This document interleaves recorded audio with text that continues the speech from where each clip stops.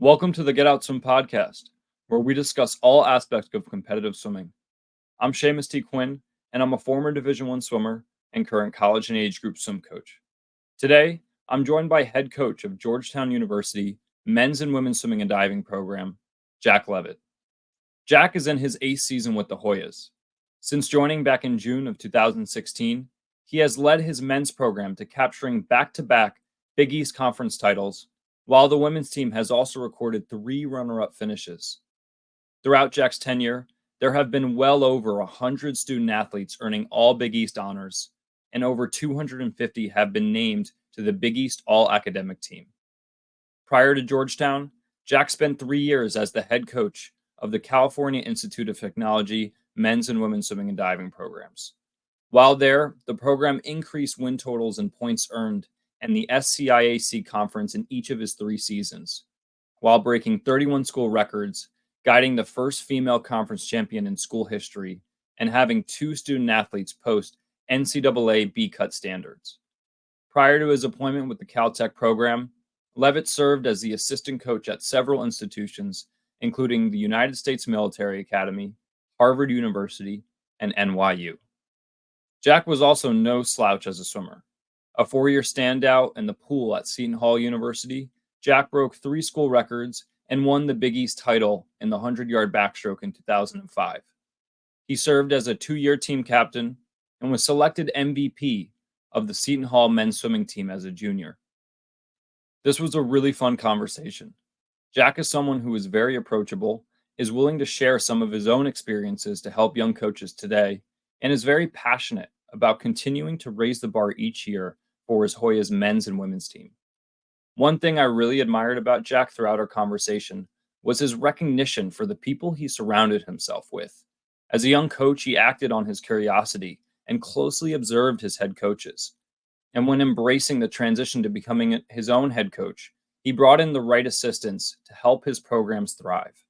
There was a lot to be learned and appreciated here. So without further ado, enjoy my conversation with Jack Leavitt. Welcome to another episode of the Get Out Swim podcast. I'm your host, Seamus T. Quinn, and today I'm joined by head coach of Georgetown University men's and women's swimming and diving programs. This is Jack Leavitt. So, Jack, thanks for joining me and presenting yourself as the first mid-major Division I coach to hop on the podcast. I appreciate it. I'm excited to be here. Great, cool. All right, well, why don't we start? With how this season is going thus far. I was looking at the results of your meets, and it seems like your men and women are off to a great start. I was looking at the results of your midseason invite at the Bruno invite, and I mean, on both sides, you have some fast swimmers and some performances that are noteworthy. For sort of this November, December midseason invite, mid kind of marker period of the season. So, talk to me about how you would assess your team up to this point, and yeah, just your overall feelings with the performances you've seen thus far.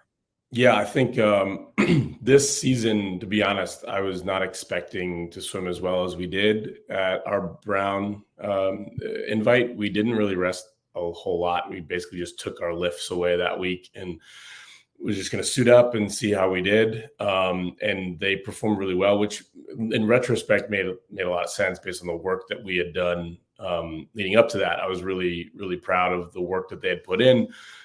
So when we got to Bruno, I think that the kids liked that facility a lot. And the kind of environment around that meet was really, really great. So I think they kind of fed into that. And we just got a really competitive group within the team. So I think once the first couple events started going, we started to see our team be like, oh, well, if they're doing that, then I got to see what I can do. So it just kind of fed off itself. And I was really, really proud of the effort that they put in. And, we raced a lot, which the team didn't love, I'll be honest. And I didn't necessarily love that much. The way the schedule worked out this year, we raced every weekend from September 29th through that invite. And they were exhausted, not only just like physically, but just like mentally pretty beat up throughout the first semester. So for them to respond the way they did, I think was really good. It showed them that like, hey, we're capable of doing some really great stuff, even if we're not feeling all that great. Yeah, no, that's great. And was the Was there any intention behind kind of adding more meets this fall, or was that just sort of something that you just kind of did No, and didn't think too much of? no, we we had a school that we traditionally swim in the second semester need to swim us in the first semester. And it really kind of took up our only off weekend. And there must have been another one. Oh yeah, we typically would swim like the UConn NJIT meet as like together, right? Because NJIT is a men's only program and UConn's women's only, and we had to split that up. So it just kind of like the way that it worked out is that we didn't really have any free. We basically didn't have a Saturday morning practice the entire first semester. We just raced every Saturday, and it was like I said, it was challenging on them academically as well. Like to leave campus on a Friday for a Saturday meet. It does take an impact. It makes a big impact on them academically as well. So it was a challenge. And I think now that we've gone through it, they can appreciate that it worked and it helped us. Although I don't know that we would do it again, just because it was so challenging, but it really did benefit. So I do think that it helped just getting those race reps in. And we did some meets too, where we just kind of threw some off events in there too, understanding that like the outcome of the meet might not be what we had hoped. But we were okay with that, so that it provided us more opportunity to get ready for those, our third event at a midseason or a Big East championship, which we don't normally get to do during the, like the dual meet setup. Yeah.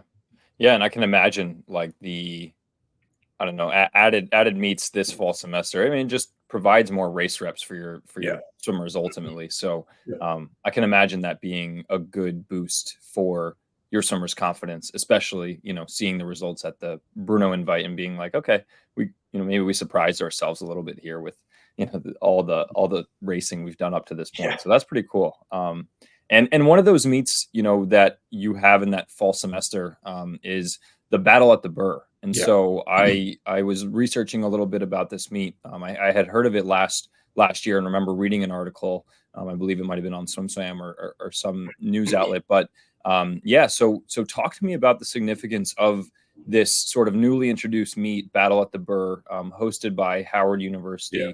And Howard is the last remaining HBCU swimming and diving program in the country. Talk to me about just like the energy at the meet, the excitement that is generated at the meet, and just the overall experience. Yeah, I can talk about this meet all day. First, I would say that speaking for Coach Askew, he would say that they're the only HBCU, not the last, because there's hope that we can bring some more back to those campuses, and that's kind of the whole point of this meet, is to try to bring as many eyeballs and kind of excitement around that meet to get more attention for HBCUs, and there is a rich swimming history at HBCUs. So trying to get some more attention to get those ADs and school presidents to think about bringing swimming back. And also, like, we live in Washington, D.C., a fairly diverse city, and to expose some young swimmers, African-American swimmers, to kind of come out and see a meet like that and feel the excitement of a meet like that, to get them excited about the sport of swimming. I know Nick Askew and I both work independently with some nonprofits in the city and together also, trying to get more kids involved in the sport of swimming at a younger age to hopefully get them into high school swimming. And then who knows, maybe they'll get into some college swimming. I was honored that he asked me. Him and I have, I think we started around the same time. I know he's an alum of Howard and he's been there a long time, but I think we started as head coaches around the same time. He might have one more year than me there. And we developed a pretty good friendship pretty much right away. And so we both had talked about kind of our passion for getting more diverse, swimmers involved in the sport. And we thought about different ways of doing it. We thought about, offering swim lessons. We thought about, clinics, things like that. And then we came up with this idea to kind of make this meet kind of like an event. And Nick does all the heavy lifting on it. We just kind of are lucky to show up and race and enjoy the meet. It's done great, right? We've had over 2,000 people in attendance at both meets. And obviously it's like the one thing that even like non-swimming people in my life will hear about and then ask me for tickets for. because it sells out pretty much immediately. It really is. There's nothing like it. And then you're seeing it like catch on around the country that, our sport involves so much hard work and dedication from these student athletes. And for basically, you go to any college swim in the country and it's just parents and maybe a roommate or two. I think these kids deserve to swim in front of crowds that are excited about what they're seeing. And I think what Nick has done and created this atmosphere and kind of created a blueprint to get more attention on the sport has been unbelievable. And like I said, I think it's been working. I know from his perspective, like from his recruiting has been benefited from the publicity this meet is created. And like, who knows, maybe, years on the line, we'll have some kids that are swimming in this meet saying, I was there when I was 9 years old and really want to be a part of something like that. So that's kind of the goal, is to try to just get more eyeballs on one, like mid-major swimming and swimming at HBCU level, and try to build that kind of grassroots foundation to get more kids involved in the sport.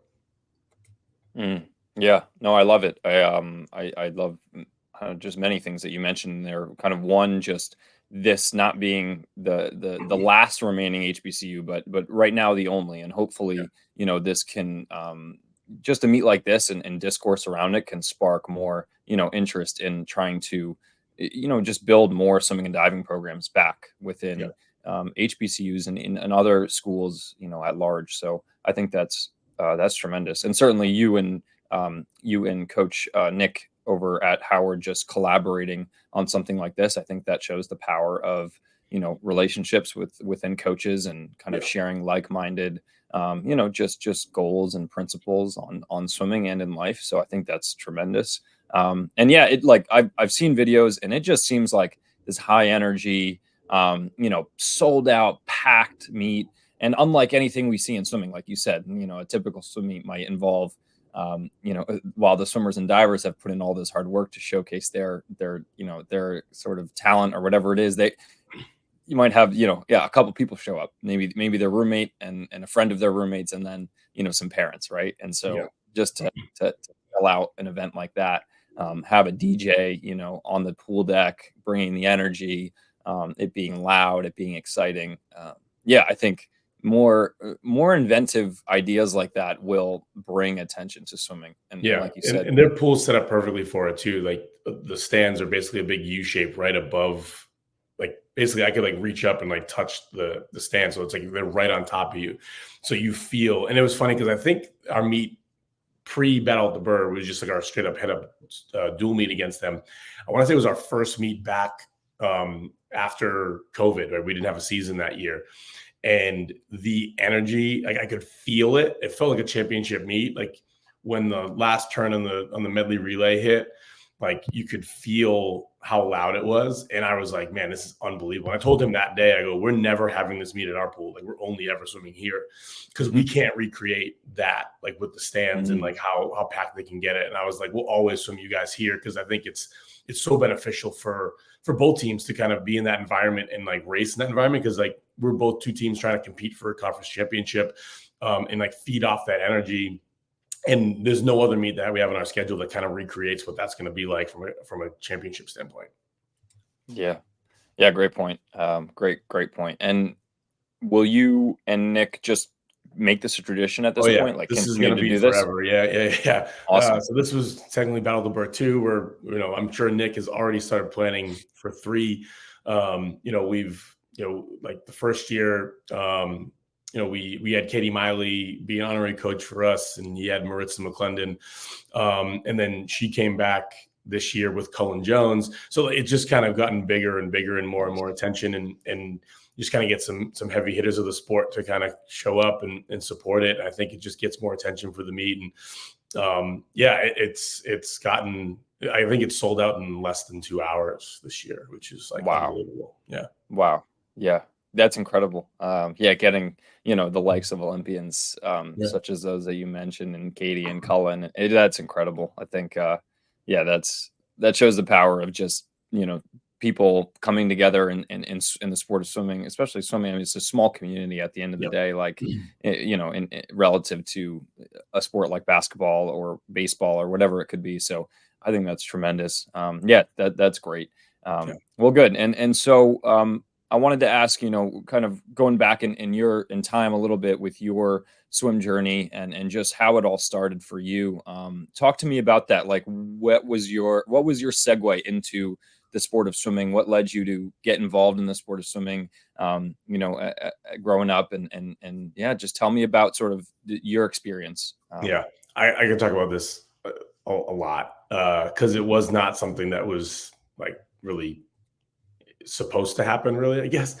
So I come from a really pretty small family. I got me and my brother, and then I've got 3 older cousins, and we all grew up in the city in Boston. And I basically did whatever my 3 older cousins did. And so my aunt signed my 3 older cousins up for swimming. And so my mom and dad were like, all right, you're going to swim. And then just kind of followed them around the YMCA swimming scene outside of Boston.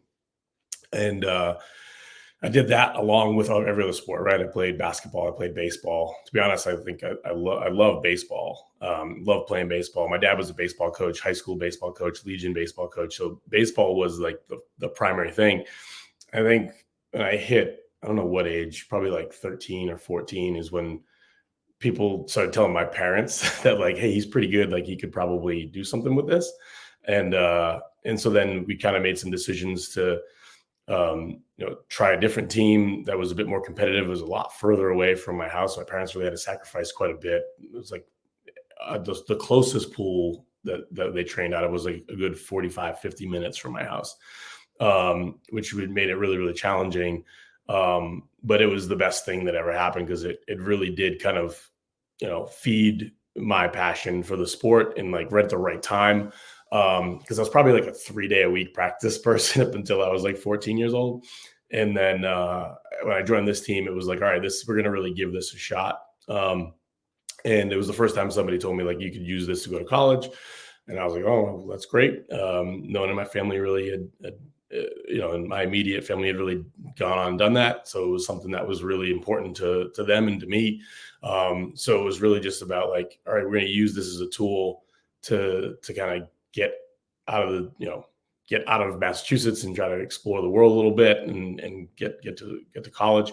And then, I ended up at Seton Hall University and had a great experience there. And while there, I got hurt right after Big East my junior year. I tore my ACL playing in a pickup basketball game. And I had surgery and was going to come back. And then the surgery didn't work. So I had to take a redshirt year. And in that year is when my college coach was like, hey, I need you at practice every day, regardless of you can't train. And that was when I was like, all right, I think I might like this and like think about coaching. And that was really what kind of sparked the coaching thing, but it wouldn't have ever happened. Like it would have never even been involved in the sport if not for my 3 older cousins.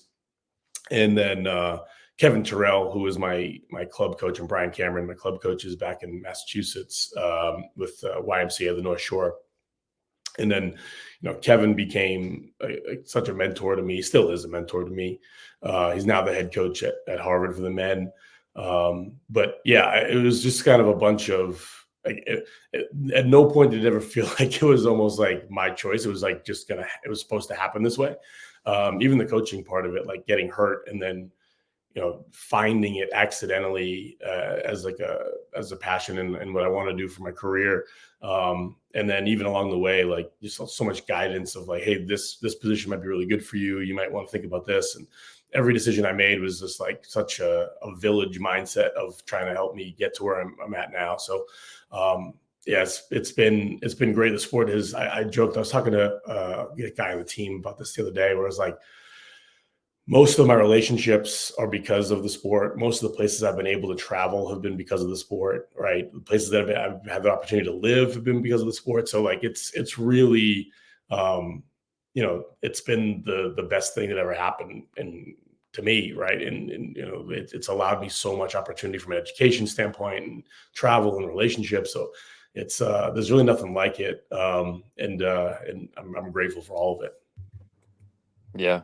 No, that's great. I think just being influenced kind of by your 3 cousins there, some other family members, just kind of to get involved in the sport of swimming. I think that's a great thing, and certainly just the relationships you're talking about building with club coaches, with your college coach, with teammates and people involved in the sport of swimming. I mean, I can relate to that for sure. There are some times where I question, like, how did I find myself Yeah. in this coaching spot, or like, how did Yeah. I find myself just like living, breathing, swimming all day, every day? And I'm like, it's meant to be. Like, I was Yeah. just like, Well, it's meant to be. That's it's it. funny because, like I said, I swam for Kevin Terrell and Brian Cameron at YNS in Beverly, Massachusetts. And we used to practice 7 days a week because we didn't really have mornings because we had people coming. I mean, they probably did have mornings. I didn't go because I lived so far away. So we practiced literally 7 days a week. And I remember being in high school and us, some of the guys on the team, talking about being like, man, I could never be a coach. Like, never. Like, Kevin works so hard. He has no life outside of us. And like, there's no way I'd ever want to do this. And then, cut to 10 years later, and it's the only thing that I've really ever wanted to do. It's kind of funny because I remember literally having a conversation being like, I would never want to be a swim coach. Yep. Yeah. No, I've definitely had those thoughts and conversations too. I think we would always, same thing. We would joke with teammates on our college team, even just being like, I don't know how, Coach Sean or Russ can manage, all of us like morons or like whatever, like, I don't know how they deal with us and how they have the patience for us sometimes, but it happens. And for better or for worse, you find yourself in the position that, that you can help other people and mentor other people. And I think it's really cool at the end of the day. So, well, that's great. And then, kind of talk to me about your experience at Seton Hall. I mean, just like, I definitely researched a bit about your experience, and it seemed like prior to that injury, you were a top sort of backstroker swimmer for the program, someone who was thriving in that program. And so tell me about just like, what worked well for you at Seton Hall, kind of that first introduction into, college swimming. Just ultimately your experience there. Yeah, I think it was like the perfect fit for me because, like I said before, like it was really, it kind of hit me late that I was like, oh, I could like do this in college and hopefully get a scholarship to do it in college and that kind of thing, right? And I'll be honest, I told this story to the team plenty of times. Like I like in high school, the mindset was like to get a scholarship and get into school. And then I was like, if I don't get any faster, so be it. Right. I was more just about like, all right, this is going to be a tool for me to get an education. And then once I got there and, I think the competitiveness kind of took over and I had a great coach, Ron Farina, and who I'm still friends with. It's funny, we coach against each other now. And I remember his kids being born and now like they're on his team, which is kind of crazy to me. But anyway, so yeah, when I was there, it was just kind of exactly what I needed. Like I mentioned before, I never did doubles. I never lifted. I didn't do any of that stuff. So getting into Seton Hall and then being exposed to just like more swimming, and it kind of took to it right away. And I always joke that I think it was like more of like the fear of failure what got me by my freshman year. I did feel like I was not as good as everybody else. So I was just like terrified to disappoint anybody. So I just swam faster. Like I was going like lifetime best times in dual meets just because I was terrified to go slow. And so, I got a better handle on that stuff throughout my sophomore and junior year. And I had some success in my junior year. And then unfortunately got hurt right after that. I did come back for a fifth year and swam pretty well, but didn't place as well. But I just couldn't imagine like leaving the sport without like kind of not on my terms. Right. So I was really glad I did that fifth year. And it's also given me a lot of perspective as a coach, obviously, too, because we've had tons of instances in my career where we've had kids get hurt and have to work through that and fight back to come back. And maybe their expectations to what they were before the injury to post-injury are going to be a little bit different.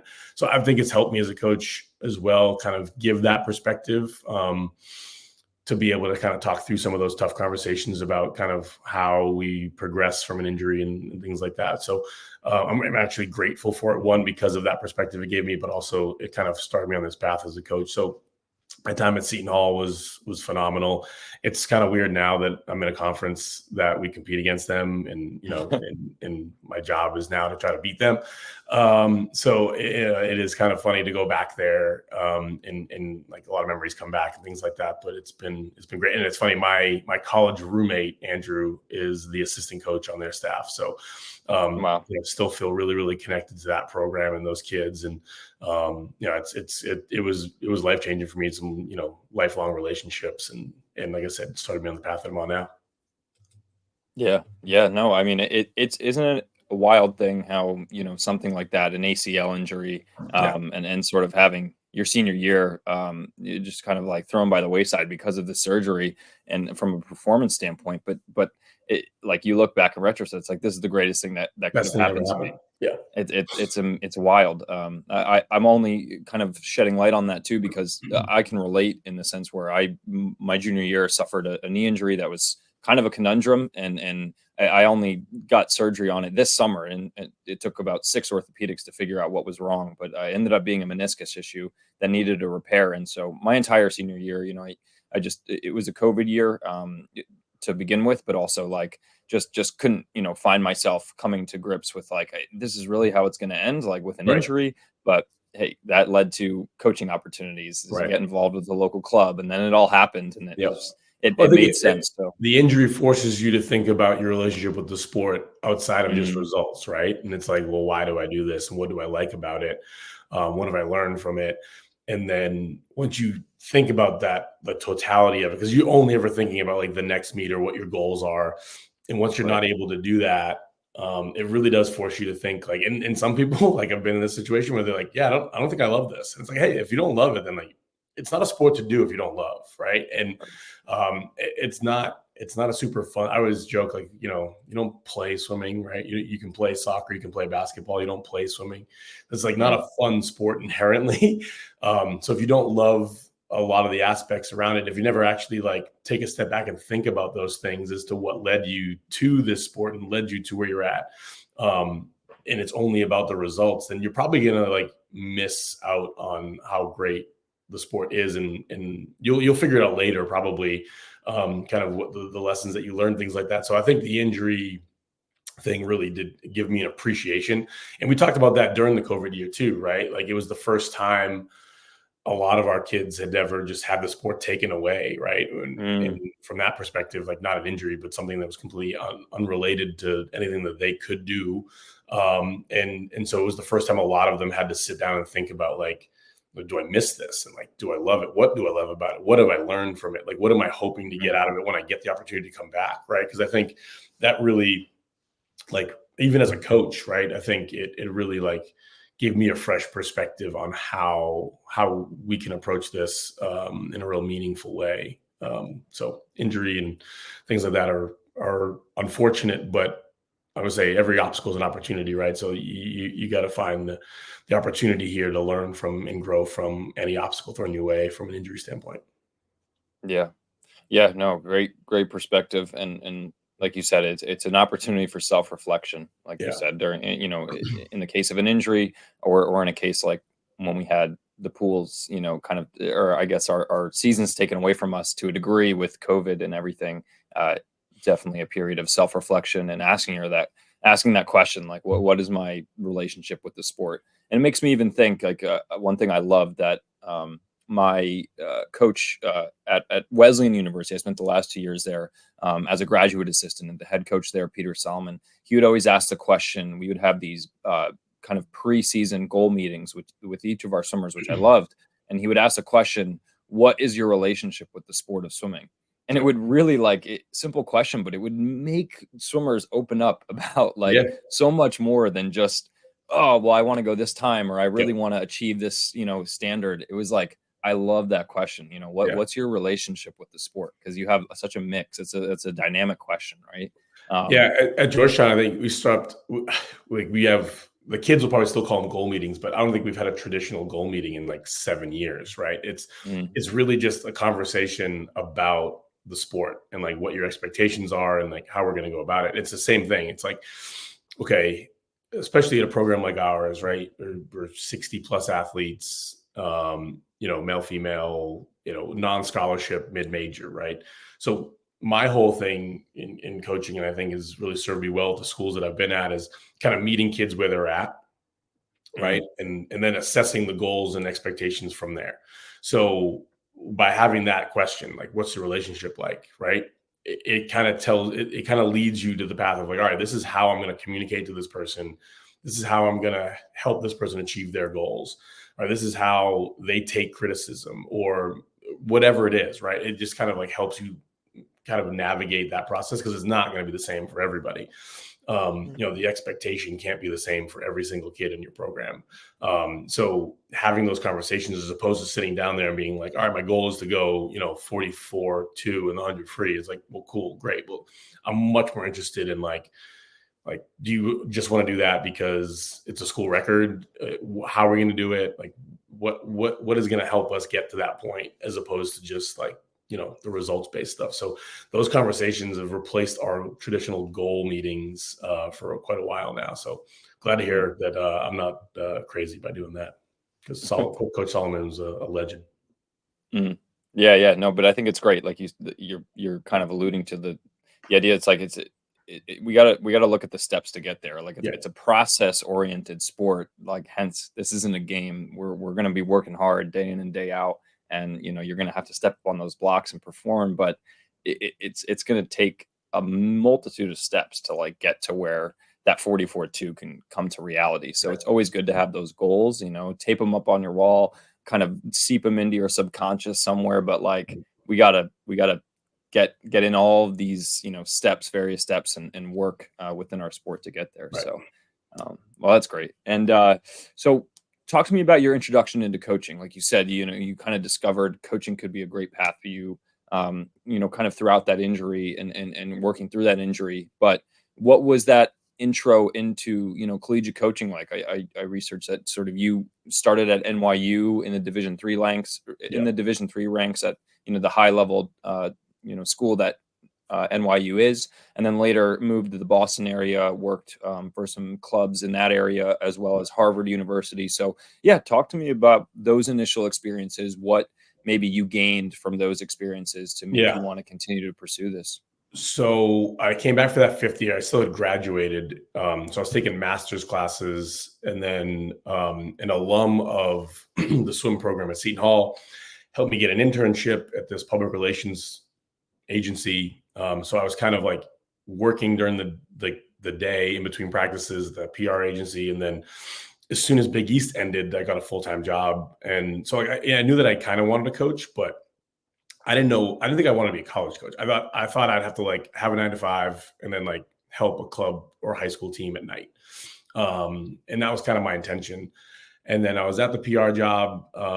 And honestly, I think that also helped me from a recruiting standpoint, because my job was literally to get on the phone like from 9 o'clock until 5 o'clock and just like call these various media outlets to try to pitch our client to them and get them to write about us or to put us on TV or whatever. So I think it helped quite a bit. And I remember I was like on my lunch break one day and I was just like, all right, let me try to find a local club around here, and like just Googling like swim jobs, right? Just trying to find anything. And then I saw that NYU was hiring, and I was like, oh, cool. Like I knew an assistant, the guy who recruited me when I was in high school, who was the assistant at NYU, swam at my club. So I was like, let me see if I can find his email. So I emailed him. He no longer coached there, but he still had a good relationship with them. And I was like, hey, I saw this job. I was like, I'm thinking about applying. Like, what could you tell me about it? And he was like, he remembered me, which was even funnier, about like from the recruiting process, like 5 years later. And he got me in touch with their head coach, Lauren Bean. And we literally like we emailed, and she was like, can you come in and have coffee? We had coffee. We met. I think the timing of it like really benefited me, because it was like August already. I think she was desperate.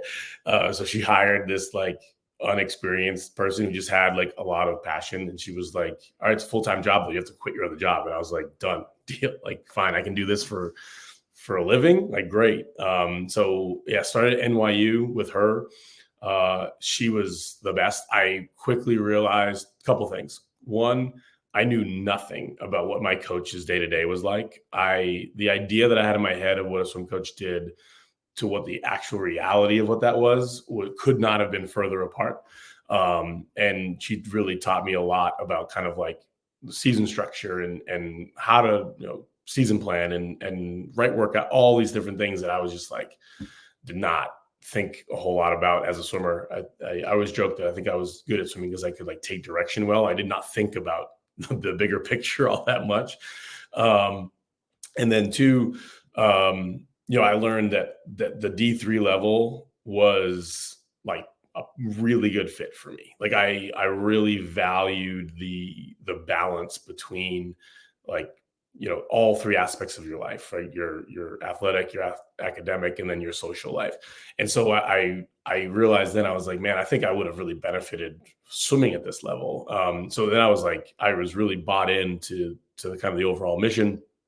And then once I realized like, hey, this is something I really, really want to do, it was like, all right, what are the next steps? Like how do I gain as much experience as I possibly can? And that's when I leaned on Kevin Terrell.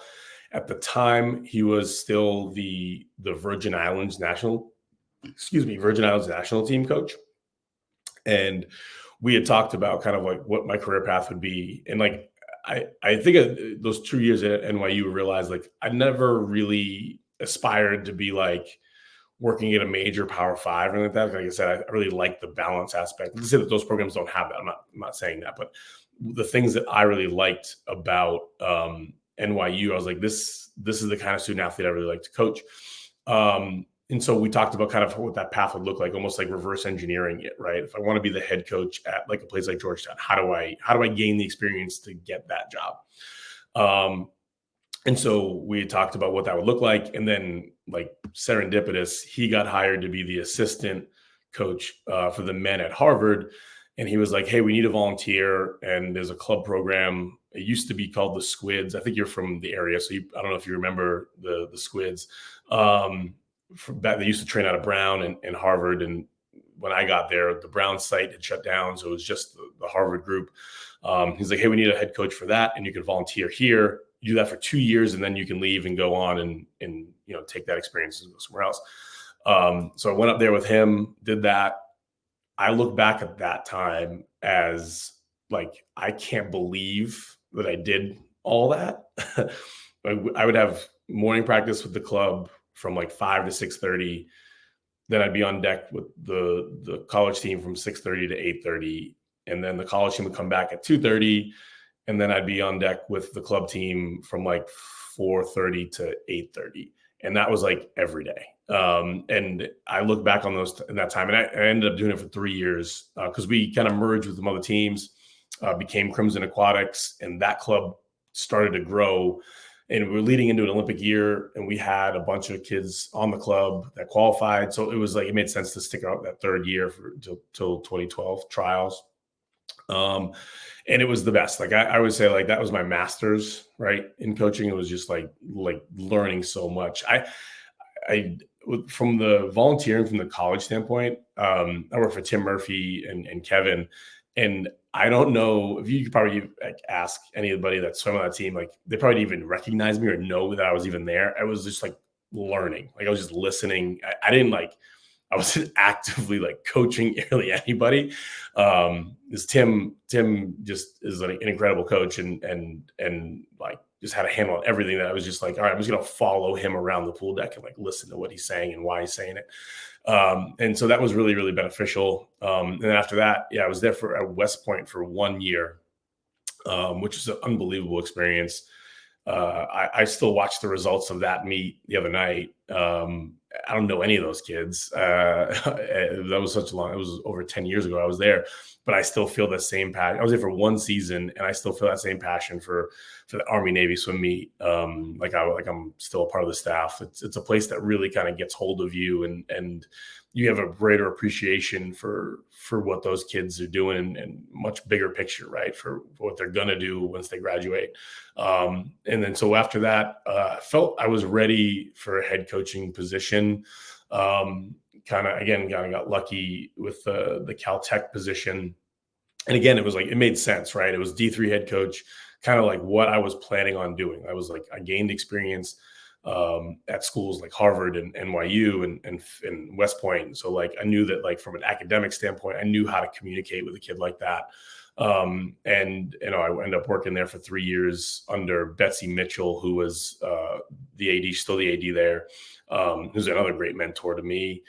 She won the silver medal in the 84 Olympics in the 100 backstroke. So it was like funny to work for an AD. Not many AD, not going to work for many ADs that were swimmers. So to have one there, especially as my first head coaching job, to have somebody that I could like ask swimming stuff to as well, because she coached as well, was really, really great. And then 3 years there, I saw the Georgetown position open up, and like to me, that was like really. It sounds like I'm making it up, but like that was a job that I would have circled 15 years ago at the beginning of my career. I was like, this would be an awesome head coaching job.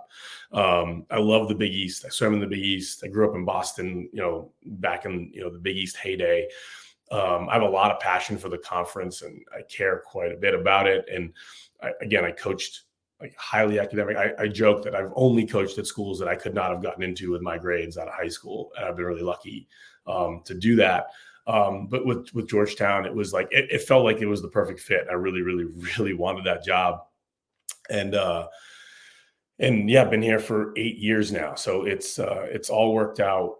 Like I said, I had this conversation with Kevin Terrell, probably in 2009 about kind of the type of school that I would want to end up at and how to work towards that goal. And I've been really, really, really lucky that it has worked out the way that I wanted it to. And I've gotten to live in cities that I really liked. I got to learn under really great mentors, not only just coaches, but administrators as well.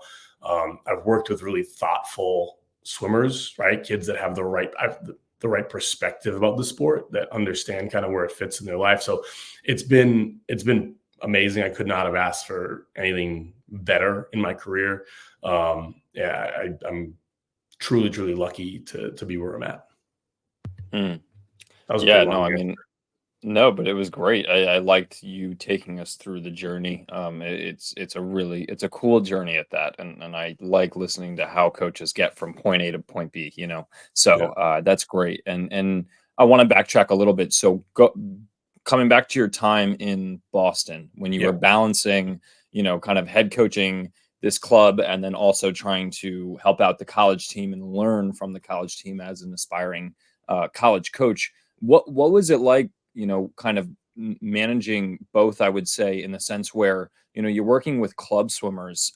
Did that help inform sort of your like coaching on the college pool deck? And like, because I feel like as a club coach, that is I'm a club coach now. And obviously I've just come from college and I love club coaching so much. Yeah. Like I think it's such a great place to develop skills early on, especially when you're working with younger groups. So I feel like it inherently builds my confidence more so maybe than working with the college kids, just because at the college level, we're more season planning, kind of like fine tuning skills, and obviously working on an individual need basis with certain athletes in our conversations and the way we approach them. But like at the club level, there's just so much to impart to these like young kids. So talk to me about like that experience. I absolutely loved it. And like I said, I look back on it being like, I can't believe I did all that. Like in those 3 years, I feel like I probably had a week off a year. Right. And like, we're at meets every weekend, it felt like, and you're there from like 6 a.m. till 9 at night. Like I look back and it's exhausting to think about, but I'm appreciative for all of it. And I do think, like, I tell young coaches all the time that like want to get into college coaching, I was like, Coach Club, like volunteer somewhere in Coach Club, because you will learn way more coaching club. Because like that, you're really teaching at that level, right? I always joke, like the kids that get to us, they are who they are for the most part, right? Like I'm not going to make drastic changes to whether it's like their technique or even their mindset, to be honest, right? A lot of them they're almost fully cooked by the time they get to be 18 years old, right? So at the club level, you have just so much more. You have a lot more responsibility, and you have a lot more influence on their progress and their progression.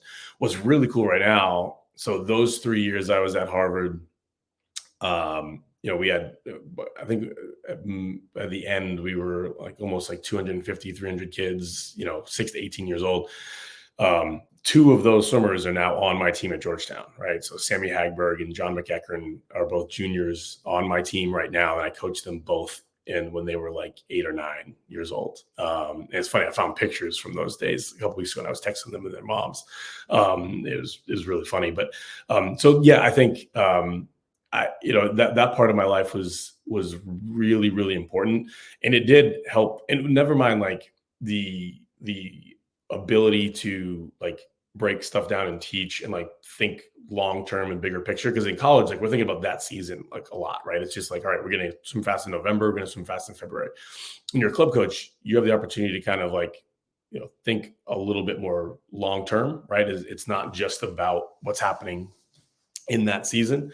It's like, all right, we're progressing to get to this point so that you can go on to college and continue to get better, that kind of thing. So it allowed me to think much more bigger picture, and it allowed me to get away from just being like super results oriented, which I think was really important, and focus more on like the long-term projection of a swimmer. So like I said, I always tell young coaches, get on a club swimming deck or a high school team deck, whatever you can do to kind of sharpen those skills. I still now in the summer, I coach summer league here in Maryland. It's huge. It's like a massive, massive thing here in this area. And I've done it basically every year that I've been here. And I love it. Like I just love coaching like that age group. And like you said, like you get this kid to like buy in and like make a change. And all of a sudden, like, they're dropping tons of time in a 25 or a 50. And you're like, oh my gosh, it's like the greatest feeling in the world. Right. So like I said, I still find opportunities to do that now because I think it allows me to go back to the basics too, and not take it all for granted. That you do have to reinforce a lot of these skills year after year. So yeah, it was awesome. And then the biggest thing too, I'm still reaping the benefits from a recruiting standpoint from relationships that I made with club coaches when I was a club coach. I have learned that club coaches will respect the college coach a lot more if they have club coaching background, because they know kind of like the grind of what that is like, and also how important that relationship is with that swimmer for that club coach, right? That you care as much as they do about this kid, and you're as invested in that kid's future as they are, right? Because I know that it's hard when you hand over a kid that you work so hard to get to this level, and then they go to this college program and it maybe doesn't go well, and then that college coach never even calls that club coach to be like, hey, what am I missing? What did I do wrong? Or how can I make this better? So I still keep in touch with so many of the club coaches that I worked with or got to know at meets throughout that time. Yeah, such a great point. Wow. Yeah, that keeping in contact with club coaches as a college coach is so important. That's such a great point. Yeah. Even I learned that in my first couple of years in college coaching at Wesleyan. I started learning like, wow, it is really important to, reach out to the club coaches, on behalf of some of these swimmers that you're recruiting, just to learn more about them and to like gain some insight on like what kind of swimmer are they, what kind of habits do they have, what might it be like for them to be, stepping onto your pool deck at your college program, and then just like you said, remaining in contact with the coaches that coach them growing up is so vital. So well, because I think like so much of it is like communication, right? So like all of our kids handle or take feedback or criticism or coaching differently. So to get to know their club coaches and what has kind of worked just kind of shortens our runway, right? And figuring out like kind of what the touch points are to make sure that these kids are getting what they need and are communicated directly. Because some of our kids, I could say something that I've thought meant like, hey, like, hey, you need to do this a little bit better, blah, blah, blah. And they might take that internally and feel like, oh my God, coach thinks I'm terrible, blah, blah, blah.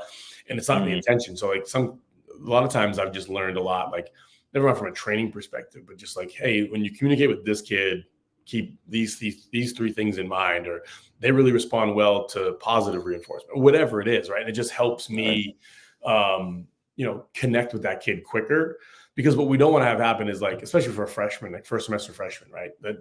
They're not gonna like, for the most part, like come in and say like, well, I don't like this. This is what I like, and this is how I want to train. They're just gonna like take my lead, right? And if that's not the right path, then we'll find out in November when we don't swim well mid-season. And it's like, well, we just wasted a semester when we could have like known about this leading in August, and I've been prepared for it and like put them in a position to get better. And the only way you're going to get that is usually from the club coach. Like, the kid is rarely going to give you that information. So getting to know those coaches, and then, then like I said, it goes back to like, there's a reason why we've got, traditionally the 8 years I've been here, you could look around and there's a bunch of clubs that stand out we've got a lot of people from those teams here. And it makes sense, right? Because I think their coaches and I approach this the same way. We got a pretty good relationship. They come here, those kids are happy and swimming fast and enjoying it and that kind of thing. So it really does make a big benefit. I think being a club coach benefited me greatly. Yeah, definitely. It's great. And touch on that year at Army West Point. Like you said, you still look back at those results and the significance of the Army Navy rivalry and what goes into that meet. So yeah, talk to me about like what really stands out from that year, even maybe some core memories. Yeah. So a few things about that. One, that I got a great lesson there, right? Because like I coached the distance kids there, and they have to do so much more outside of whatever we're asking them to do swimming wise, right? So I thought I was going to be really smart and proactive, and I was like, all right, normally I don't taper my distance swimmers all that much, but like I know leading up to Patriot League, like they're doing so much other stuff that I think I need to taper them more and give them more rest. Turns out we had a pretty bad Patriot League meet, and it's because I overthought it, right? Like the end of the day, it is still swimming, and like we're tapering from that stuff, not necessarily other stuff that was going on in their life, because they were doing that all year anyway. So that was one of the biggest lessons I got there, was just like, use it and like learn from it and take it in, but like maybe take it in from a training perspective. But when it came down to the resting at the end of the year, trust your instincts and trust your gut and go with that. I think I tried to like I said, overcomplicate it a bit. I still, like I said, I was there for 1 year. I coached that one group there, and I still hear from those kids, and like still, whether it's social media, a couple kids are still, whenever they get promoted up, I might get a letter in the mail. Like that's the kind of kid that's there, is that it's like, it's such a different place than any other place that I've been. It's funny. I kind of relate it most to Caltech, even though they could not be more different from like a swimming standpoint. Like those kids made a choice at both places that was going to be very, very different than the average, like the typical college experience or the typical college swimming experience.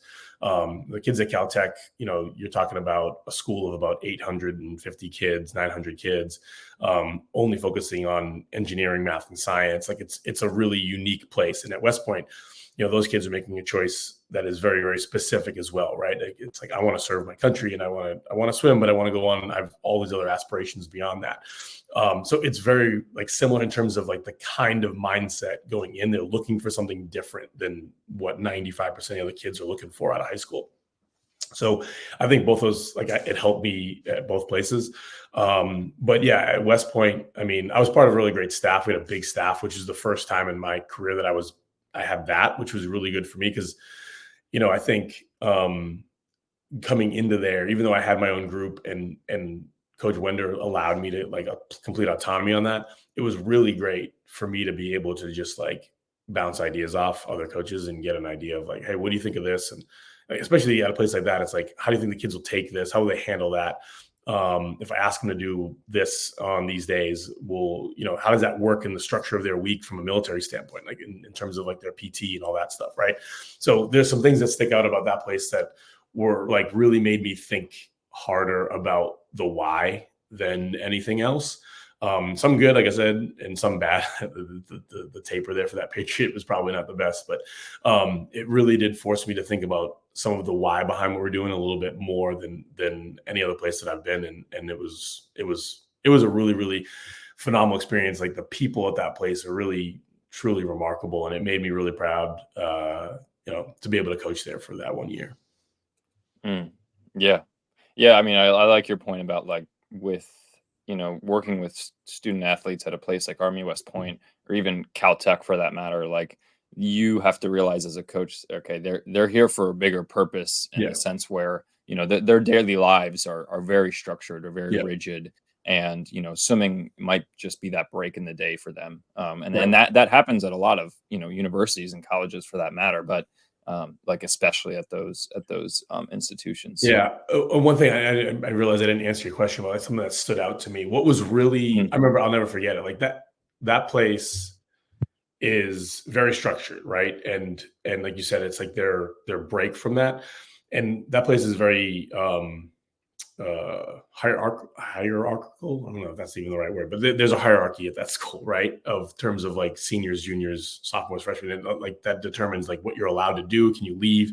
All that stuff. And what was really cool is that the leadership of that team was like, hey, as soon as we cross the doorway from the locker room to the pool deck, like that stuff doesn't matter. Right. So it's like, we're all teammates. We're all on the same level. You can hold somebody accountable that's older than you. Like, but that would not happen outside of those walls. Right. So that was something that I thought was really, really cool in terms of like, something that we've tried to carry on and build culture around our program is like, empower people at all levels to feel like they can be themselves and be able to, like I said, be vocal or hold a teammate accountable, something like that. And West Point really taught me that because it was so opposite of what was happening outside of that pool deck, that those kids really leaned into that and really appreciated that. And that's something that I really took from there too. Mm. Yeah, yeah. And give us some insight into like the Army Navy dual meet and sort of I don't know, maybe like just the preparation, both mentally and physically. Like, Yeah. what does that meet like? It's 'Cause as an unbelievable. outsider, There's really nothing like it. There's really nothing like it. So yeah, it's crazy because, and I guess like I struggled with it in that 1 year because I was like, all right, we're focusing a lot on this. Like we're suiting up, we're resting, doing all these things. And it's like a dual meet, right? Like you're only going to swim. Some kids are only swimming once, right? And, and we're putting all this pressure. I actually went back and looked at the results from that year. We got killed. But like we prepared more for that meet than almost like any other meet I've ever been a part of. And there's really nothing like it. The year that I did it, we did a neutral site. We did it in Philly, and the crowd was unbelievable.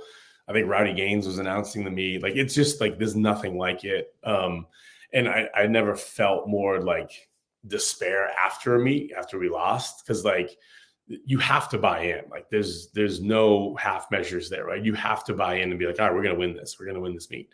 And I know that West Point, the men last year, I think it was the first time in like 30 something years they'd won. Right. And so going into it, like history would tell you, like, you're probably not going to win.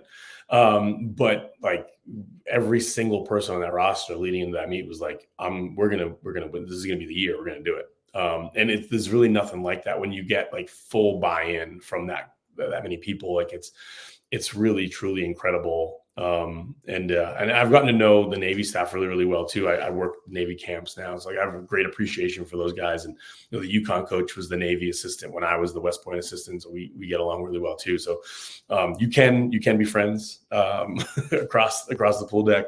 Although for those couple hours, it is super, super intense and really, really fun. And I really loved my experience with that. Mm.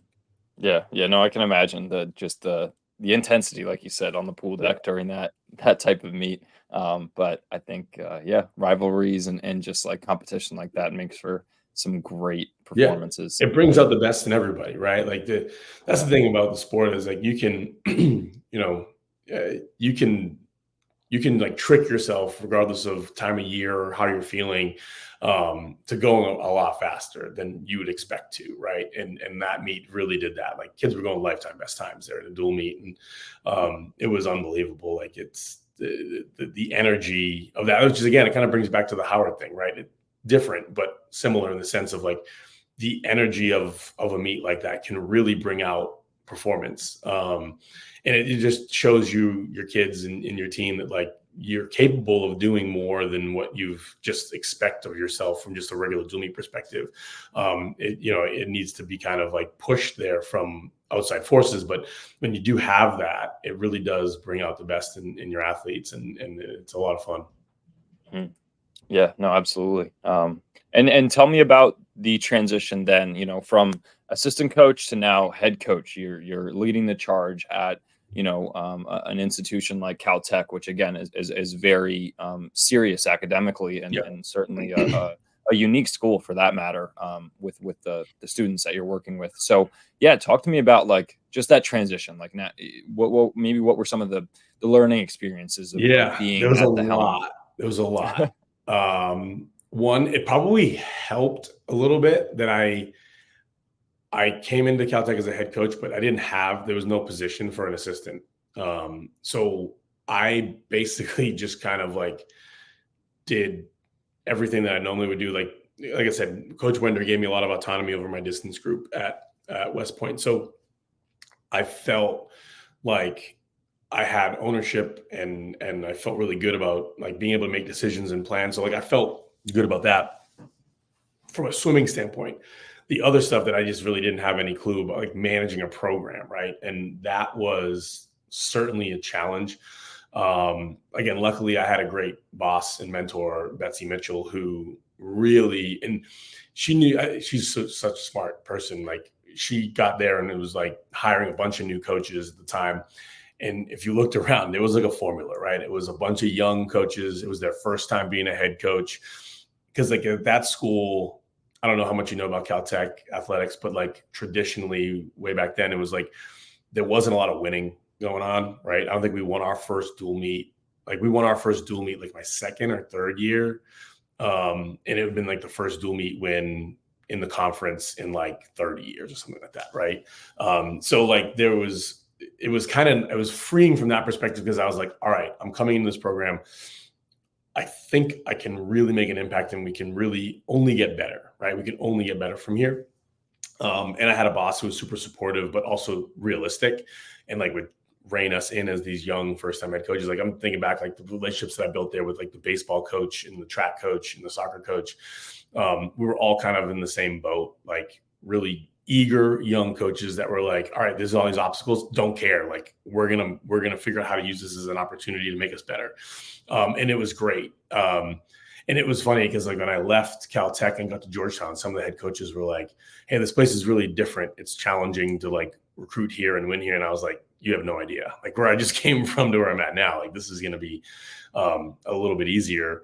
And just from like a team management standpoint. And like I think every single person on my team at Caltech had a perfect 800 math and SAT 2 math on their SAT, right? So like you're dealing with like trying to find kids out there that are exceptional academically. And then if they're that exceptional academically, they have so many options open to them, whether it's Stanford or Harvard or MIT or whatever. And then you're trying to convince them like, hey, like come here and swim here and do, you can do both things here really well. So it made me a better recruiter. It made me a better coach because it was, when I first got there was a bit of like some of like the club stuff really came in because it was like, all right, I'm doing a lot more teaching from a stroke technique standpoint, from like an energy zone standpoint, and explaining like the why of what we're doing. And it was great. It was awesome. Like we got a lot better. I'm really proud of the progress we made there. And again, I'm super proud of the progress that the coaches have made since me there, because like I know I hopefully kind of made that a little bit easier for them. Like I try to push that rock up the hill a little bit, and then they took over and took it a lot further to where now, like I think they had some All-American relays at NCAAs in the last few years, right? So like, really proud of my time there. And it was a challenge. Like we couldn't do mornings. Like we didn't really have mornings there. So we had to do everything in the afternoon just because like the workload there was so hard that kids were up until like 3-4 in the morning, like routinely. So I asked them to come in for a 6:30 or a 7:00 morning practice was like pretty unrealistic. So that was like something, again, from a coaching perspective, that it taught me like, all right, you can have an idea of what your goals are from a culture and like what program you want to build, but you have to do that incrementally, right? Because if you come in and try to change too much too quickly, you're going to like lose quite a bit of people, and they're just not going to be bought in. So it helped me kind of learn like, all right, here are the things that we can do right now that can make us better. And then these are the things that are like bigger, like like long-term projects that we can like incrementally change over time and get more buy-in. And then it becomes a lot easier to ask for more, or like, hey, we're going to do these morning lifts now. We're going to start them at 8 a.m., whatever it is. Right. And then, so it taught me a lot from a coaching perspective about how to implement kind of what, and also like learning from the kids, like they'll tell you, like you'll learn pretty quickly of like, do they like this or do they not? Because I'm a firm believer that if like you're forcing them to do stuff they don't like, you're not going to get the same results, right? I think I stole this from my time at Harvard, and a happy swimmer is a fast swimmer, right? So if they're excited about coming to practice every day and they feel a part of that process, then they're going to be more bought into what you're asking them to do. They're more willing to give you more in the long run. So like there, I really learned that like, all right, there are things that we can do from a training perspective that could make us really a lot better, like right now. But what would be the detriment? Like I might lose some of our best kids who are just like, hey, I didn't sign up for you. I signed up for the guy who was here before, and he didn't ask me to do that. And that's not what I wanted, right? I wanted to build a culture of kids that really wanted to be there and buy in. So I didn't want to change too much too quickly, and really like honor the reasons why they chose to swim there, right? And try to build from that. Yeah, definitely. No, I love it. Any core memories that really stand out, like at your time there? Probably one of the coolest things was we had never had a female individual champion from a conference standpoint. And then her freshman year, Brittany Person won the 2 fly. It was probably my third year there, and she won the 2 fly individually. And like that to me was like, it's like, all right, we can compete in this conference. Like we can do this and we can build something here. It was really, really fun. And what's even funnier is that I ended up coaching her brother at Georgetown for 4 years. So like I got to know that family really, really well. They were really mad at me when I left, which I thought I would never be able to recruit her brother because of that. But luckily they forgave me, and I got to coach both of those kids in that family. And that was a real moment that was like, all right, we can do this. And then other times when we won like in dual meets, right? Like that's something that I think a lot of coaches take for granted when you come into a program that hadn't won one in a really, really long time. And then you do, you realize like those kids, like that was really, really meaningful, right? For them. I'll never forget, there was a Friday night meet against Occidental, who's like down the road from us. And we tied because our guy had come back and got third in our 4-free relay, and we tied the meet because of that. And he like out-touched somebody at the end. And even that was like that was so massive for the team at that time, and just gave us like such more momentum going into training and going into championships, that like, hey, we can compete with the rest of the teams in this conference. It was awesome. Yeah, that's great. And moving on to Georgetown, like what were kind of those first few years like for you? Like, was there anything you had in mind that you wanted to just impart on this team coming from your background, and just what were your goals kind of in those first few years? Yeah. So kind of like what I talked about, the lessons that I learned from Caltech was to be like, all right, I need to get to know these people first before I can start saying this is what we're doing and why we're doing it. Right. The steal. I'm not a big quote person, but I guess like it's impossible not to as a coach. Like I've become that guy, and I don't even know who this is attributed to. I heard Shaka Smart say it once, but they don't care what you know until they know that you care, right? So my initial time on campus was like, all right. Luckily, the assistant coach had stayed, Laura, who again I'm still really tight with now. She's the best. She's the associate head coach at Villanova now.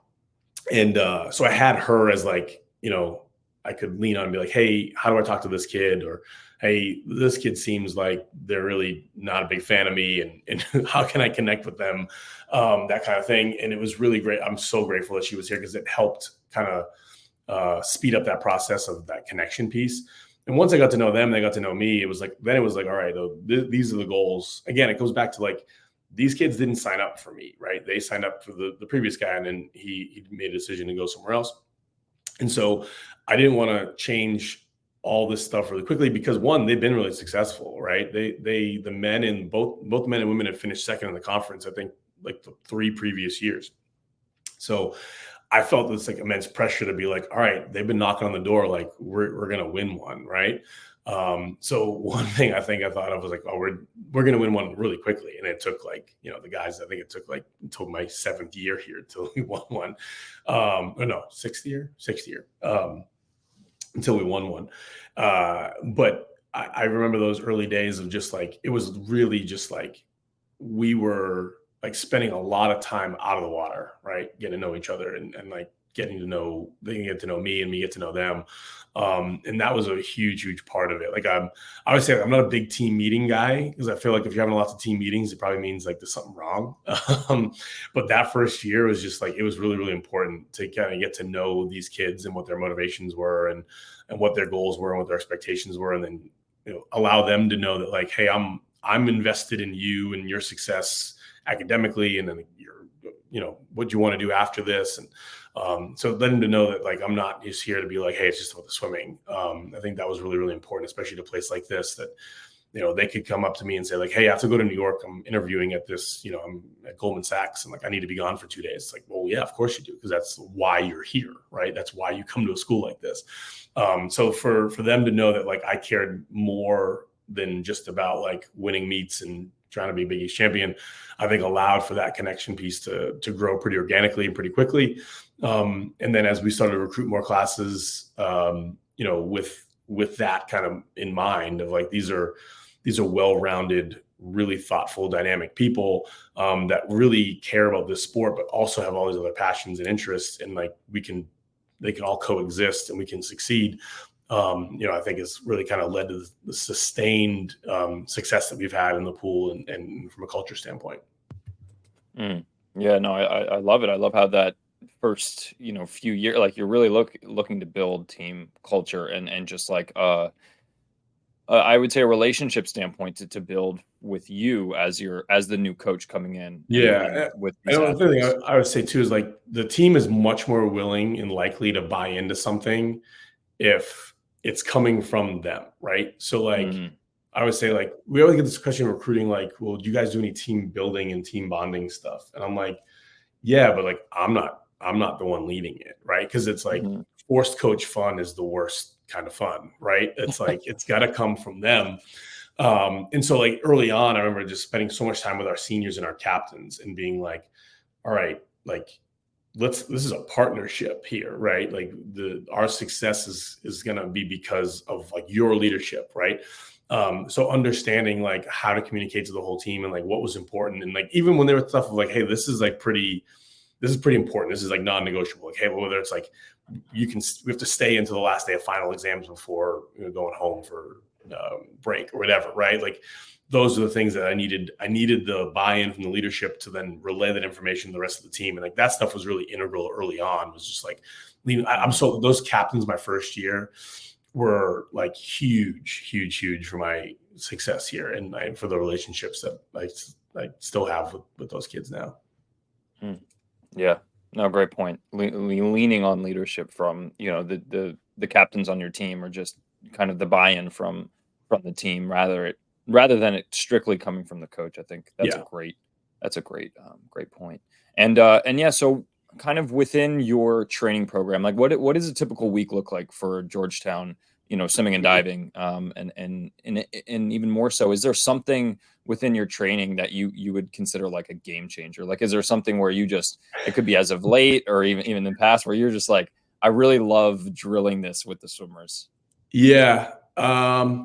So a week of training here is it's different than any other place that I've been, just because like of the pool space and availability. So we have to be super creative, right? I think if you ask our swimmers, they'll tell you like, yeah, we train 20 hours a week, like the NCAA mandate, like you can have. I'm like, we don't train 20 hours a week. We're probably at like 15 or 16 if we're lucky. And it's just because of like, we have to be really, really efficient with our time based on their academic schedules, but also like what we have from an availability standpoint, right? So like, Mondays and Wednesdays, we start in the pool for an hour, then we lift for an hour. And Mondays is the whole team. Wednesdays is just sprint and mid. And then Tuesday and Thursday mornings, the distance group is in for 90 minutes for a swim. And then they're back in the afternoon. Friday morning is an optional morning. So like a lot of our kids will come in and get some either technique work or like, hey, I want to work on some starts or some breakout stuff or IM transitions or whatever it is. And we do that on Friday mornings. And in the afternoon, it's kind of chaotic because we have 3 hours, we have 8 lanes. And so we overlap. So a 2:30 practice and a 3:30 practice. And if you came on our pool deck at like 3:15, it's really chaotic, right? So like there'll be a group that's going to start dry land at 3:30. So sometimes that means people are getting out of the water at 3:30 to start dry land, and then they're done at 4:30. And that other dry land group is finishing dry land at 3:30 and hopping in the water at 4:30 and doing an hour swim. So like there's like potentially like 5 or 6 different groups going on all at once, or not all at once, but over that course of 3 hours, which requires a lot of attention and a lot of intentionality on their part too. Cause like from a dryland perspective, like, you know, a lot of times it's going to be them or our manager kind of helping out with that. And we're not able to have like a dedicated like coach that's there that we can see them and what they're doing and all that. But it's like, there's 2 main sets going on, a warm up going on and a dryland going on all at one time. So it's pretty, it can be pretty intense. I remember when I first got there, I was like, this is crazy. Like, I don't know how we do it, how we can manage all of this, but it works. And it allows our kids, the schedule really does benefit them academically. It allows them to take the classes that they need without having too much conflict in the afternoon. So it's really worked out from an academic standpoint. And I think it leads to why our team GPA has been like over a 3.5, 3.6 every semester. So it works, even though it does look pretty chaotic. One thing that we do like that probably a little bit different, Wednesdays, we just go 90 minutes. And on those Wednesdays, that's a whole team practice together and we're going like really fast. So I think the kids really enjoy it, knowing one, it's like, it's only 90 minutes. It's not going to be a ton of yardage. And it's a day that they're getting up and going really, really fast. So we kind of like build our week up from that. So like Monday, Tuesday, building up to like that really intense Wednesday. Thursday is like typically a recovery day, which we've, again, stolen ideas. None of my ideas are original. I've stolen them from other places, from people a lot smarter than me, and adopted them to us. So Thursdays, a recovery day, or we just take the afternoon off a lot of times for those recovery days, because I think a lot of them need that kind of like reset a little bit sometimes in the middle of a week, and they can go see a professor, go to office hours, maybe even take a nap, whatever it is. Again, that's probably something that I learned through COVID too, which is like, all right, we can take breaks and it's not going to like completely derail us from our goals for the end of the season. So yeah, that's kind of a breakdown of our week. One thing it's been interesting. I was really lucky to have Andrew Gemmel with us my first year here. He was a master's student. And it was funny when he got to us, he was like, I'm retired, done swimming, want to just help out on deck. I was like, great. And I would just pick his brain a lot about stuff he did at Georgia, stuff he did with his dad, all that stuff. And stuff he did with Harvey at Georgia. And one thing that they did at Georgia and that Harvey had talked to me about, he probably doesn't remember we have this conversation, but they would do, he's like, in college swimming, we don't swim the mile enough. He's like, we just swim it at midseason and we swim it at championships, and these kids don't get to race the mile enough. He's like, we've got to create opportunities for them to swim the mile. And so Tuesday mornings for our distance group is a broken mile day. And I think if I didn't tell them it was like initially that it was a broken mile, like they wouldn't even add it up to notice that it was a mile, but we break it up differently every time. And the idea is to swim it. The practice kind of flows the way we would want to train the mile. Race the mile. And we did it for like 3 or 4 years and I liked it, but I was like, I don't like to be stale and do the same thing over and over again. So I was like, hey, we're going to move on from this. And the kids were like, absolutely not. Like, we have to keep this. So we still do it now. And it's great because, like I said, we don't get to race that often. And the race strategy of 1,000 is very, very different than the race strategy of a mile. So it allows us to kind of focus a little bit on being prepared for that event for those kids. And we even have kids in that group now that will never swim the mile, but they just like the workout. Because realistically, it's almost like a mid-distance freestyle workout that just happens to be like training like you're racing a mile. So that's something that our team has really stood on the table for and said, like, this is something we have to do. So we continue to do that. And like, again, it's just like anything else good that we do. It's repackaged from somebody a lot better than me. Yeah, yeah, but that's what coaching is. Like, I think it's, your sort of willingness to, gather information from other coaches, impart it in your own program, and then maybe get, inventive with how you want to fine tune things to Yeah. mold to your program. So I appreciate you sharing it. Has there been anything that you've learned from the likes of, I mean, you mentioned Andrew Gemmell, but even like having someone like Katie Miley as a volunteer on your staff, someone who's reached the highest level of, swimming, and just having her volunteer? The best. She's the absolute. I texted her yesterday. She's just one of the best people I've had the pleasure to get to know. I think with her, I'd say our team probably learned the most from her, right? Because she went to Columbia, and then when she was with us, she was training and like going to Georgetown Law, which isn't on our campus. So like, it's like a 25-minute bus ride from her where she was to us. So I think what she showed was like, yeah, this is hard, guys. Like, it's hard for everybody, but like, if you love what you're doing, then like, and you love the people that you're doing it with, then it's not that the work isn't seen as hard. So I think like her being around just helped from a perspective standpoint for our team of just being like she's accomplished so much at such a high level and was a great student, and still is, like, she graduated now, but at the time when she was in law school, she just helped give perspective to our team that I think was really, really important at the time. Because like, it's easy like to think that like you have it harder than everybody in the country, right? Like, my classes are so hard, my practice schedule is so hard, I'm so tired all the time. So like, to have somebody like her who is just doing it at such a high level, just to kind of like give some perspective of like, this is hard, but it's like worth it, I think was really, really great. And yeah, like, she's been somebody that like I just developed a great friendship with and relationship. And she taught me. I remember when I first got the call from her coach to be like, hey, this was like right after the Olympics in 2016. Katie's going to go to law school. She's thinking about training there. Do you think she can swim with you? And I was like, oh my God, like, I'm not capable of coaching this girl. Like, I don't think I can help. And he was like, she's the easiest person to coach. She wants to train like a mid-distance, IMer. If she does that, she'll be fine. And it was like that simple. And I was like, okay, sure, we can make that work. And yeah, really proud of the time that she spent with us, and she swam really well. And it was tough at the end when she was making a decision about basically graduating from law school or trying to go for 2020. Obviously, like, the perspective now that we had the 2020 Olympics didn't happen in 2020, she made the right decision. I remember the conversation we had. I was like, listen, I benefit greatly from you continuing to swim and like train here. But like, if I were you, I would probably go on to this next phase, because like, you just got a great opportunity in front of you as a graduate of Georgetown Law. She had an offer from a great law firm and all this other stuff. So, it was awesome. That time was really great for me, but also for the team. And I know she enjoyed it too. Like, she really enjoyed being around them and training with them every day. That's awesome. Yeah. It seems like a great person.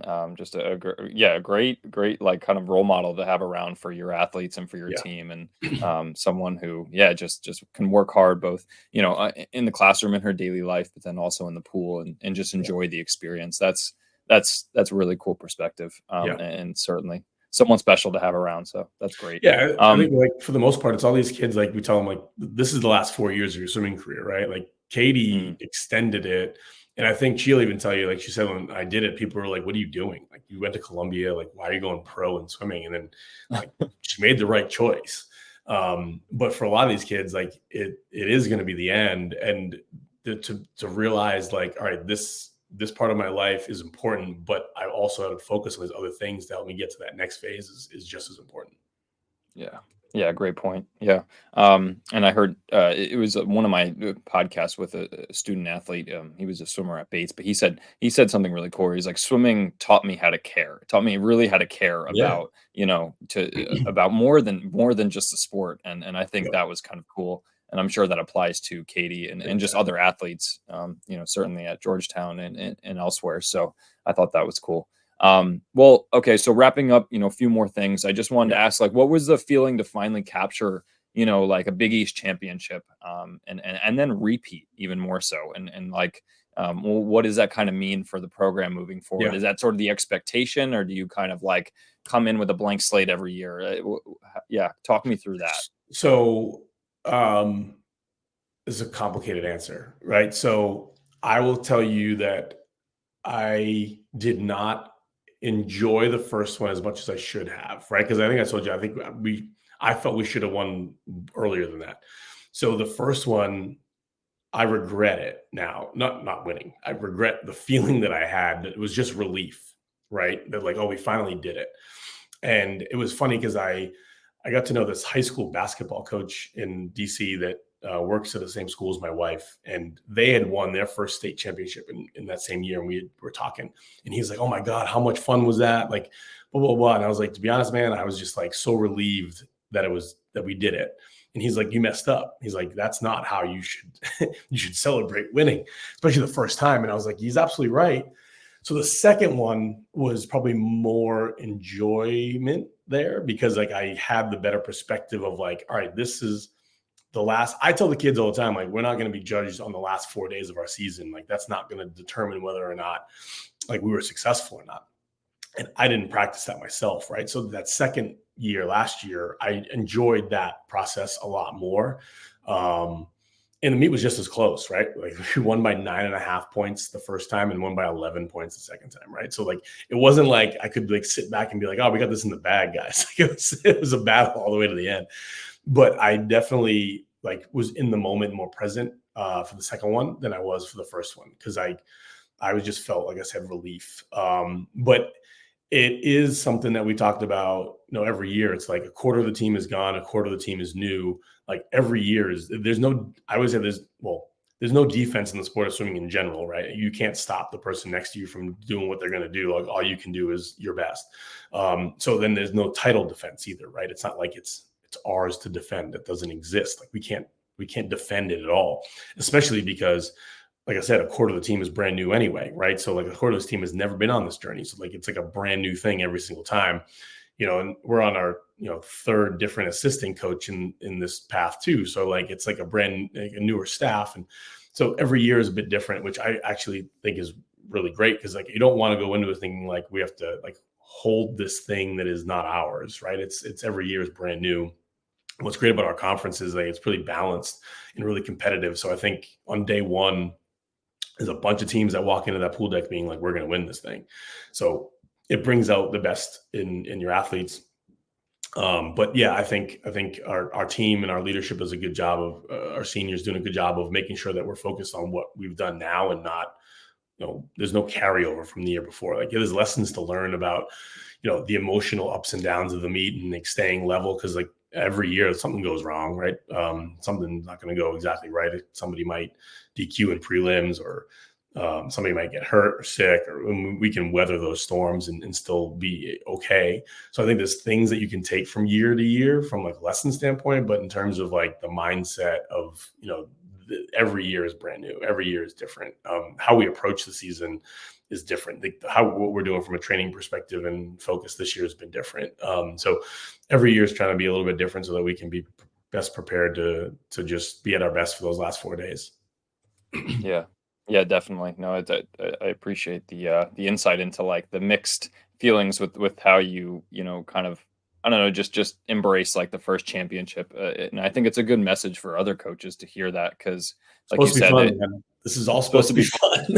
Right. Like you don't want to, like you said, you don't want to look back on that time and be like, oh, like I should have enjoyed it more. Like, Yeah. you got to take these things with just like a level of I don't know, just like appreciation. So I think, I mean, it's nice for you to now have that sort of like hindsight and be like, okay, it moving forward, like I can appreciate these a little bit more.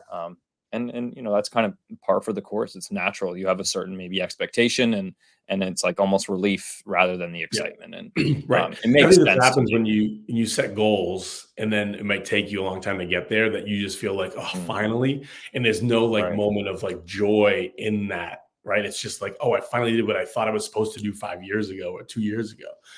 So I think that like it's such a hard sport. Like I said, there's nothing we can do to stop anybody else from going as fast as they're going. So it's like there's very little control that you have at these things.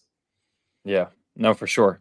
Well, that's great. And like kind of moving forward, like I guess like we kind of touched on it here. You approach every year different, but like, what's your like vision for the program moving forward? Like, is it to just like obtain these conference titles and keep I don't know, just like producing kind of conference champions, individual wise relays. Yeah. What is your kind of like vision? Yeah, I think we always say like the two team goals stay the same all the time, right? It's to try to win a conference championship and then to have one of the highest team GPAs in the country, right? Those are the two team goals that'll be, listed. The GPA one, number one, and then the championship number two every single year. And then beyond that, like, yeah, it's probably more individualized, right? It's like trials qualifiers, NCAA qualifiers, and maybe a relay to NCAAs, like those things. But those things, like I'm far more interested in the team stuff than the individual stuff. We were close a few times. My first couple of years here, we had a breaststroker who was like 3 spots out from an invite, and Drew, when he was here, was like probably like 8 or 9 spots out from an invite. So we've been close on the NCAA thing, and both those swimmers made trials, Molly in 2016 and then Drew in 2020. So like proud of those things, but yeah, we want to continue to grow and push this thing as far as we can. I think, when I got here, understanding that, being a non-scholarship program, like, at a really rigorous academic school, like you can easily limit yourself if you allow that, to like what our expectations are, or you can, like I said before, like what the Caltech stuff is like, you can look at some of those things as opportunity, and try to like build because of that. Right. So, finding kids out there that have similar goals aligned as us in the recruiting process has been really important, and trying to find kids that are like, yeah, my goals are to make NCAAs and then go work on Wall Street or become a doctor or whatever. Right.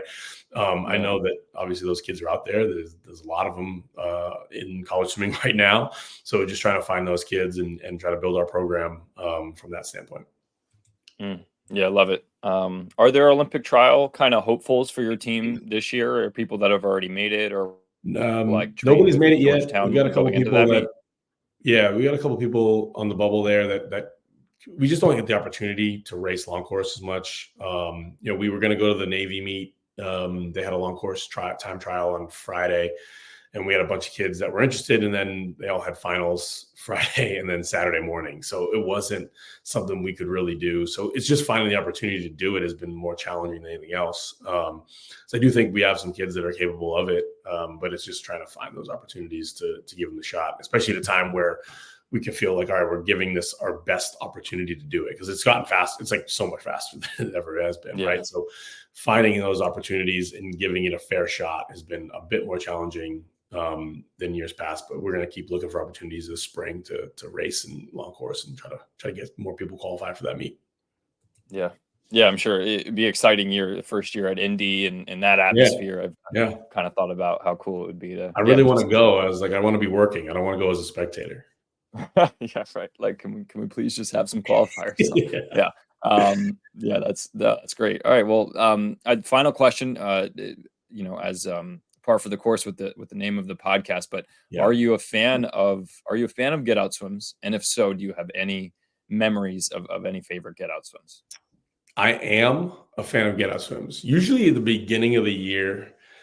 And like the way that we've always approached it is like, it's like a confidence builder, right? It's usually not like our fastest swimmers. It's usually like we identify like this person's crushing it in this workout. And we want to give them an opportunity for their teammates to really kind of get the most out of them. Like I said, kind of creating those opportunities where the environment gets more than maybe your ability, than maybe what you think your ability is. So we typically use it in those, and it's usually by feel, right? It's usually not like a predetermined thing of like, hey, today's a good day for a get out swim. It's like in the middle of a set. And I'm like, man, this kid's killing it. Like, let's give them an opportunity to see what they can do in this. And like, I make them up on the spot and whatever. And I can't, none of them may stick out off the top of my head right now, but try to make them hard enough, but attainable. But yeah, they're usually for a confidence standpoint of like, this person deserves for their, like, they should know how their teammates value them, and give them those opportunities, because they might not be somebody who wins a lot of individual races for us or something like that, or even makes our scoring squad, and we give them that opportunity because like their teammates are really going to get behind them and get excited for them, and then usually they're able to do something that they maybe didn't think was possible previous to that. So it like I said, use it as a launching point from a confidence standpoint. Yeah, for sure. Definitely a great tool for a confidence builder. Yeah. And yeah, I think there's always a good use for it. And I think it was the Denison coach who used the term. It's like a call out swim too. I mean, there's the get out swim with the intention maybe of getting out of a set or certain thing, but I think also just like a call out swim, like, calling someone to get on the block. Regardless of if there's, the benefit of getting out of a set or something like that. Like, just like, hey, that's let's also see what really you're cool. capable of. Right. Right. Yeah. Right. And I think that's cool because there's too much work to be done a lot of the times, and to be like relying on a get out swim. And I'll say this: if a kid ever asks for one, that's usually not gonna have. They're always like, hey, today's a get out swim day. It's like, then you've pretty much at that point disqualified the day of being a get out swim day. Exactly. You're taking the fun out of it. This is not this is not a democracy. But no, that's great. Cool. All righty. Well, Jack, I appreciate your time. I've loved to get in to talk with you and learn more about your journey in coaching. I'm looking forward to following along with Georgetown moving forward. But if there's anything else you'd like to add before we wrap up, now's the time. No, I appreciate it. I think I've benefited greatly from hearing from other coaches. So what you're doing and getting coaches on and be able to share their stories and what their paths were like, because it's not linear for everybody. Like, and where you think you might want to end up and how you get there is going to be different for everyone.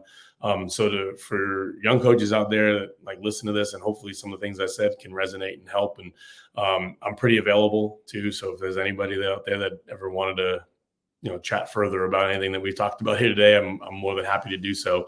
I appreciate what you're doing, because I think it will. I would have benefited greatly from this when I was 23, 24, getting into coaching and hearing from guys like George Kennedy or Greg Perini and all these people to talk about kind of what their paths were like. Because there's not one way to do this. There's a bunch of different ways, and exposing yourself to as much perspective as you possibly can, and hearing from different perspectives is just going to make you a better coach, and it'll help your process along the way. So keep doing what you're doing, man. This is really great stuff. Thank you. Yeah, absolutely. I love it. And keeping that open mind as a coach is a really important thing. And thanks, Jack. And good luck with the Hoyas moving forward. All right. Appreciate it. Thanks.